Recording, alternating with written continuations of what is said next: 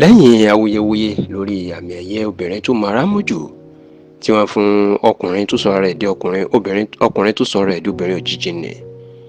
Idris Okuneye, ẹni tí ọ̀pọ̀ èèyàn mọ̀ sí Bobrisky,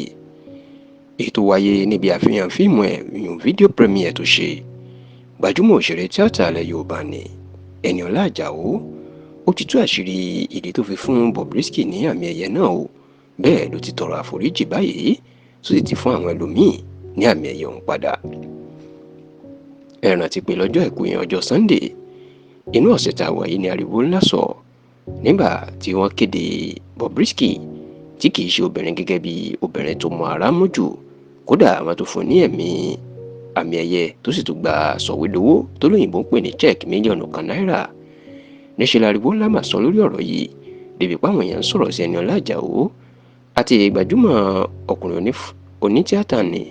tó kéde Bobrisky pòun ló jáwé olúborí Fẹ́mi Adébáyọ̀,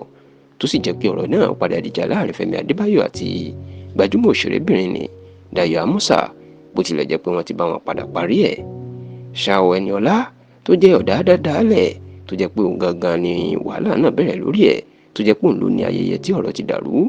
ó mà ti ṣàlàyé ìdí tí wọ́n fi fún Bobrisky ní àmì ẹ̀yẹ náà. Nígbà tó ń bá tẹlifíṣàn Arise TV sọ̀rọ̀, obìnrin náà jẹ́ kó di mọ̀ o wípé àwọn kan fi ọ̀rọ̀ náà àwọn fi ta àwọn èèyàn ní, kì í ṣe pé àwọn mọ̀ọ́mọ̀ fún Bobrisky. Ó nínú ọkàn àwọn ṣe bẹ́ẹ̀ ni láti jẹ́ kí ariwo sọ kí fíìmù tóun fẹ́ ṣe èèyàn Beast of Two Worlds tí wọ́n tún pè ní Àjàkú Àkà kí ó lè lókìkí. Ó láwọn mọ̀ pé táwọn bá ṣe bẹ́ẹ̀ táriwo ńlá sọ òkìkí fíìmù náà yóò kàn gidigidi.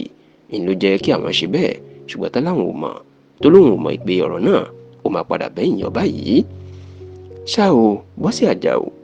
Ẹniọlá Àjàó ó ti padà kéde síta, ó ti tọrọ àforíjì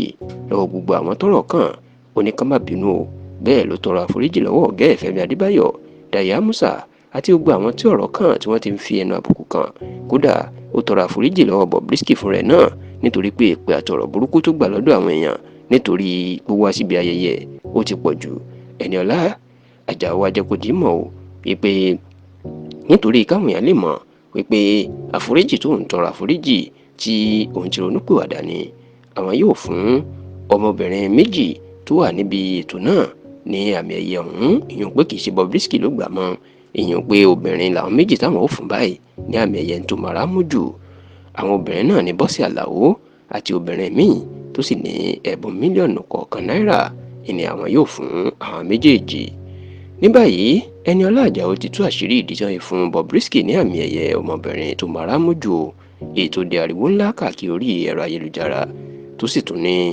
òun ti tọrọ àforíjì báyìí kí gbogbo àwọn èèyàn ká fi oríjì òun, àti pé àwọn ti gba àmì ẹ̀yẹ obìnrin tó mara mú jù kúrò lọ́wọ́ Bobrisky nítorí pé eré là ń fi ṣe tẹ́lẹ̀. Òun ti fún Bọ́sẹ̀ Àlàó àti ẹlòmíì.